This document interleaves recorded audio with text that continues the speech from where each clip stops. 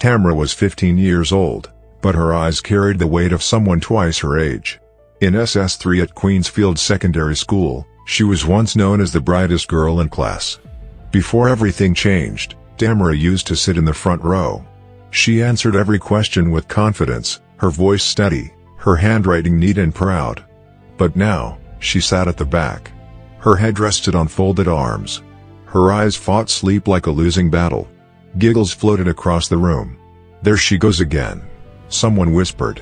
"Sleeping Beauty," another mocked. Her teacher, Miss Linda, paused mid-lesson. Miss Linda had taught for 12 years. She had seen lazy students. She had seen troubled ones. But Tamara was neither, at least she never used to be. Tamara used to compete in debates.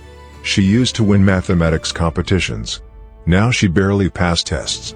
Miss Linda wrote something in her small brown notebook. She had started watching Tamara closely. Something wasn't right. But Tamara didn't see any of it. Because every time her eyes closed, she wasn't just sleeping. She was escaping. There was a time when Tamara's home was filled with laughter. Her mother had the warmest smile in the whole of Mocola City. She sold fabrics in the market and sang while she cooked. Her father owned a small transport company, 3 buses that moved between cities. He wasn't rich, but they were comfortable. Every evening, they ate together. They prayed together. They planned Tamara's future together. Her mother always said, "My daughter will become somebody great." Tamara believed her. Then one night, everything changed. Her mother fell sick suddenly. Within weeks, she was gone. The house became quiet. Too quiet. Her father tried to be strong, but grief followed him. Tamara stopped hearing singing in the kitchen. She stopped smelling her mother's perfume. And slowly, she stopped smiling. For a year, it was just the two of them. They tried. They really tried. But loneliness can make people make desperate decisions. That was when Brenda entered their lives. Brenda was beautiful. Too beautiful, some neighbors whispered. She wore tight dresses and loud perfume. Her smile was sharp, almost rehearsed. At first, she was kind. She cooked. She cleaned. She hugged Tamara and called her my daughter. Tamara didn't trust her. But she wanted her father to be happy. So she stayed quiet. Within months, Brenda moved in. Her father looked happier. At least on the outside. Then small things started changing. Food became rationed. Brenda complained about expenses. "She eats too much," she once muttered. Tamara's father brushed it off. "Don't mind her," he would say. But Tamara noticed. Then came the night of the argument. Tamara heard shouting from her bedroom. Her father's voice, angry. Brenda's voice, defensive. The next morning, her father apologized at breakfast. But Brenda's eyes had changed. They were colder. 3 months later, her father was found dead in his office. They said it was a heart attack. Sudden. Unexpected. Tamara felt the world collapse again. But this time, something felt wrong. Brenda cried loudly at the funeral. Too loudly. After the burial, the house changed immediately. Brenda stopped pretending. No more soft voice. No more kindness. "You are not my responsibility," she told Tamara coldly. "You will earn your keep." School fees were not paid. Meals became smaller. Sometimes, there was nothing at all. Tamara tried to ask politely. "Please, I need to register for exams," Brenda laughed. "Then find money." Tamara was 15. SS3. Brilliant. But alone. She could quit school. She could give up. But her mother's voice echoed in her mind. "My daughter will become somebody great." Tamara wiped her tears. And made a decision. If nobody would save her, she would save herself. Tamara started looking for work the very next week. After school, while her classmates went home to rest, she walked through the busy streets of Mocola City searching for opportunity. Most shop owners left when they heard her age. "You're too young. Come back when you're 18. But Tamara didn't stop. She checked supermarkets. She checked restaurants. She checked roadside stalls. Rejection followed her everywhere. One evening, as the sky turned orange, she stopped in front of a small bar tucked between 2 buildings. The sign flickered, "Blue Moon Lounge." Music poured out of the entrance. Laughter. Bottles clinking. smoke drifting into the air. Tamara hesitated. She had never been inside a bar before. But desperation pushed her forward. Inside, the lights were dim. Men sat around plastic tables drinking beer and arguing about football. The owner, a heavy-set woman everyone called Andy Shade, stood behind the counter. She looked strict, but not cruel. Tamara explained she needed work. Andy Shade studied her carefully. "You're still in school?" "Yes, Ma." "You can clean. Serve drinks. But you must be strong. Men here talk too much." Tamara nodded. "I will manage." And so her double life began. By 8 p.m., Tamara was wiping tables. By 10 p.m., she was serving bottles.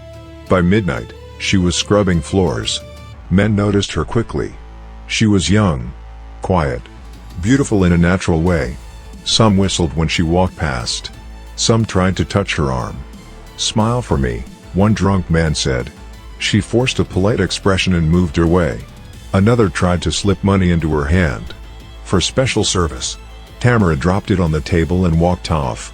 She worked until 2 a.m., sometimes 3. Then she walked home alone under streetlights. When she reached home, Brenda would already be asleep. No questions asked. No concern shown. Tamara would eat whatever leftover she could find. Sometimes bread. Sometimes nothing. Then she studied. Her eyes burning.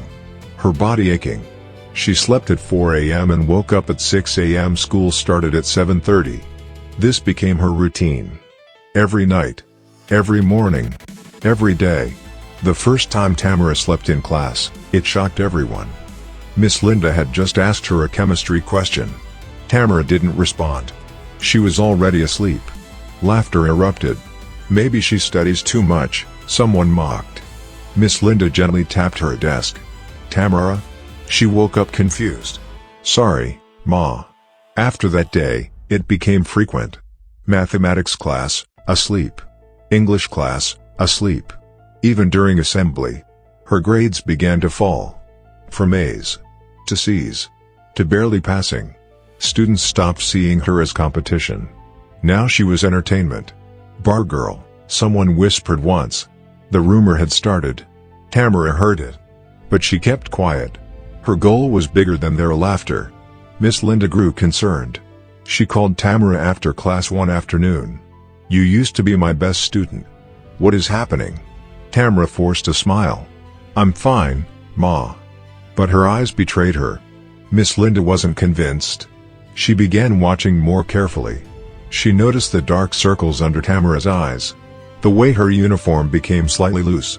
The way she seemed thinner. One afternoon during a surprise test, Tamara's pen slipped from her hand. Her vision blurred. The classroom felt hot. Too hot. She tried to steady herself. But the room spun. And then, she collapsed. Chaos erupted. Miss Linda rushed forward. "Call the medical unit." Tamara's body was weak. Too weak for a 15-year-old. Tamara woke up in the school medical room. White ceiling. Soft fan spinning above her. Miss Linda sat beside her. Her expression was no longer just concerned. It was protective. "You fainted from exhaustion," she said gently. "And malnutrition." Tamara's eyes filled with tears. She had tried so hard not to cry. But she couldn't hold it anymore. Miss Linda held her hand. "Tell me the truth." Silence filled the room. Then slowly, Tamara spoke. She spoke about her mother. About Brenda. About the unpaid school fees. About the bar. About the men. About the hunger. Miss Linda's face changed from shock to anger. "She makes you work at night?" "No, Ma. She doesn't know. I needed money." "And your father's business?" "Brenda controls everything." Miss Linda stood up slowly. "This is not right." Tamara panicked. "Please don't tell anyone. I don't want trouble." Miss Linda knelt again. "You are a child. It is my job to protect you." For the first time in months, Tamara felt safe. Miss Linda left the clinic with a decision already made. She would not ignore this. She would investigate. She would fight. Because no child should have to work in the dark just to survive the light. Miss Linda did not sleep that night. She sat at her dining table long after midnight, reviewing everything Tamara had told her. The next morning, She contacted an old university friend, a lawyer named Mr. Kofi Mensah. He specialized in child welfare cases. They met that afternoon. Miss Linda explained everything carefully: the unpaid school fees, the suspected neglect, the control of the father's business. Mr. Mensah listened without interrupting.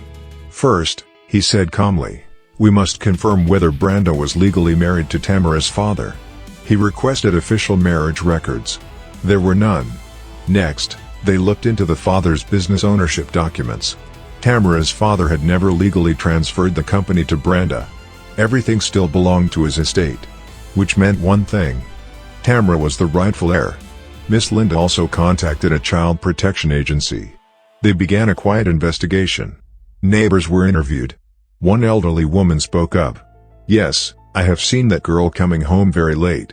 Sometimes she looks hungry." A shopkeeper added, "I heard Brenda shout at her many times."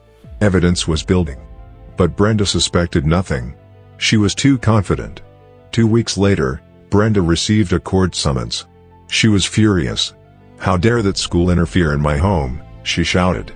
Tamara stood quietly in the corner. Fear and hope mixed in her chest. The court hearing was scheduled for Friday morning. Inside the courtroom, the atmosphere was tense. Brenda arrived dressed elegantly, pretending to be calm. Miss Linda sat beside Tamara, holding her hand. Mr. Mensah presented the evidence clearly. He showed proof of unpaid school fees, medical report showing malnutrition, witness testimonies from neighbors. Then he revealed the most important detail: there is no legal marriage between Brenda and the deceased. A murmur spread through the courtroom. Brenda's face hardened. The judge turned to Brenda. "Did you provide adequate care for this child?" Brenda tried to defend herself. "She is stubborn. She wanted to work." But the facts were stronger than her words. The judge reviewed everything carefully. After what felt like hours, he delivered his ruling. Brenda Okafor is found guilty of child neglect and unlawful control of estate property. She is to be remanded in custody pending sentencing. Gasps filled the room. Tamara froze. It was over. Brenda looked back once, hatred burning in her eyes. But Tamara did not look away this time. She stood tall. For the first time in years, she was not afraid. Because Tamara had no immediate guardian, the court temporarily placed her in Miss Linda's custody. Miss Linda welcomed her without hesitation. "You are safe here," she said. Tamara's new room was small but peaceful. There was food in the kitchen. There was light. There was quiet. The first week, she slept. And slept. And slept. Her body finally catching up on months of exhaustion. Gradually, she returned to school full-time. She stopped working at the bar. Andy Shade hugged her goodbye. "You are meant for greater things," she said. Tamara focused on her exams. Miss Linda helped her revise every evening. Her grades improved. Not instantly, but steadily. Confidence returned. Students who once mocked her now watched in silence. They didn't know her story, but they could see her strength. At the end of the academic year, Tamara graduated.